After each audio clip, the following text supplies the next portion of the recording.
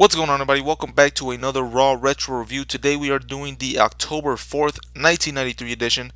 And before we get started, you can go ahead and skip maybe like 3 to 4 minutes. I want to just talk about what's going to happen once we get to the end of this year of 1993.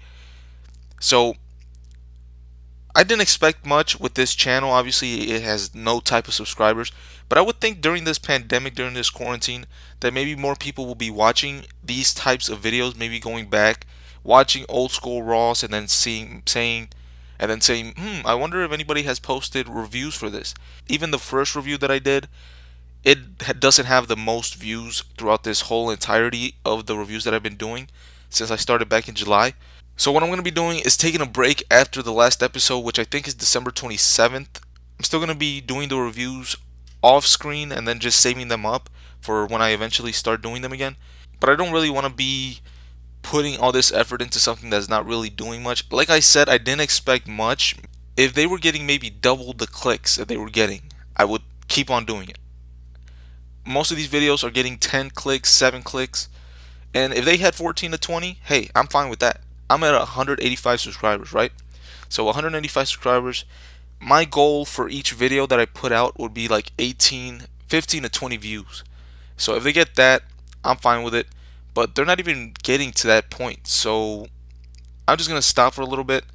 Let them pile up. Maybe they'll get some more views. Maybe somewhere, somehow, somebody will be like, oh shit, there's a guy doing retro reviews. I don't have to watch the shows. Or if I do watch the shows, I can get the review and leave some comments and give him my take, as well as listen to what he thought of these episodes. But nobody's doing that, so it is what it is.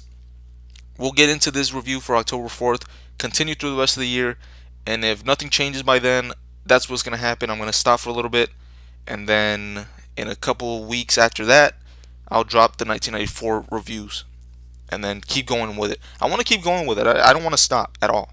But, when you don't see the amount of clicks that you want to get, it does kind of hit you a certain type of way. But you just got to keep doing what you're doing. If you don't keep at it, you're never going to get anywhere. You know what I mean? So while I am going to be taking a break, I'm not planning on stopping these reviews. They're just going to be put on hold for a little bit. But 1993, I'm hoping to get this all out as I've been doing it every 5 days or so now that I'm doing it. It used to be three a week. Then it turned into 2 a week. Now it's just every 5 days I'm releasing one. So I'm going to keep doing that for the year of 1993 for Raw. But with all that being said, let's get into the review itself. I hope you guys are still with me. Alright, so let's just go ahead and get into the review for Raw of October 4th, 1993. I've said that date maybe like 5 times already, but who cares? Raw begins with the Battle Royal, where the last two remaining will face each other to determine the new Intercontinental Champion. I'm starting to notice that Raw starts off with the best possible match, which is not good because how do they expect to keep people watching when they blow their load at the start of each show? These matches used to be a lot different, at least in the beginning, because nobody goes out early like they do now. Now we usually get that person that gets tossed out immediately, but in this one they go like 5 minutes before anyone gets thrown out, or at least I didn't notice anyone get thrown out. Maybe somebody did, but there were too many people in there to actually pay attention, and the camera cuts and the commentary are both off, so neither of them are in sync. When somebody gets thrown out, the commentary team might not mention it, or if the commentary team mentions it and you don't see it on screen, then that's a problem as well. The first one that I see getting eliminated is Mabel, who gets eliminated by Diesel, who is now by himself since Shawn is gone. And speaking of the click, Racer gets his hands on IRS and is able to throw him out as well.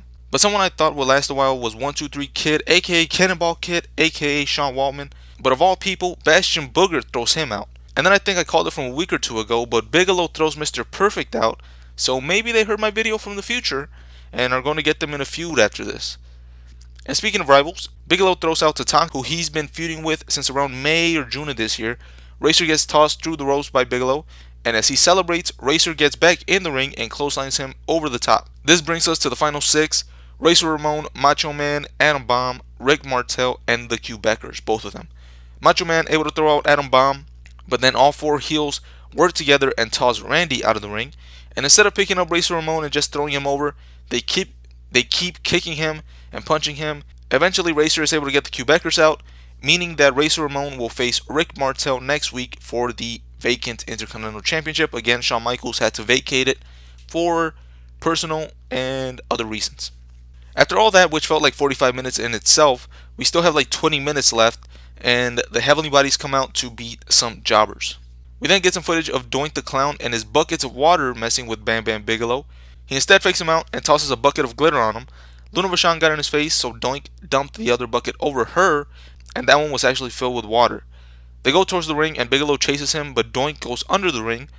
Doink gets him to chase him towards the aisle, but while Bigelow was attacking some poor guy inside the ring, Doink tied a rope between the barricades, so when Bigelow went to chase him, he tripped on the wire. This was possibly one of the best pranks that they've done with Doink, utilizing his clown gimmick very well there. 100 times better than when he just squirted Crush with his shirt flower. So then Doink was scheduled for a match, but beforehand he goes over to the commentary table with a bucket and tosses it at Bobby Heenan, but it was filled with popcorn and Heenan was dying thinking it was cold water again. Doink gave PTSD to poor Bobby Heenan with these water buckets. But anyways, Doink gets the win with the top rope sitting senton. Bam Bam comes out after the match and destroys a wagon that Doink had brought out. So Doink is getting inside all of these people's head and living rent free. Doink has to be one of the characters that I've turned for the most in 1993. I didn't get his character when I first saw him in real life, and any time I've gone back before to watch his old stuff, but now I've started to like him and would say he's one of their best superstars, one of the best talents in the WWF at the time. Even in the ring with his matches against Marty Jannetty and Randy Savage, he's shown he can wrestle. But yeah, that was it for Raw, so let's get to the awards. For the best moment, I'm going to say Doink playing that trick on Bigelow, setting up their feud. I don't know if the match will be any good, but for the story, I'm down like a clown going downtown. Let me see more of it. Worst moment, I had the fact that the Battle Royal wasn't the main event. Like, were they scared they wouldn't be able to get the finish before their time slot on TV would end? I don't know why they put this at the start of the show. For the worst match, I gave that to the Heavenly Bodies versus the Jobbers. The best match, I'm going to give that to the Battle Royal. For the wackest performer, there is a ton to pick from in the Battle Royal itself, but I'm going to go ahead and pick Bastion Booger. For the standout performer, I'm going to give that to Racer Ramon for his work in the Battle Royal. This episode of Raw is going to get a good grade for me. The Battle Royal and Doink stuff were good, but nothing was really must-see. All of this was just setting up future matches and storylines, which again is all I asked for, but nothing really special happened to make this a great show. So with that being said, I'm out. I'll catch you guys next time.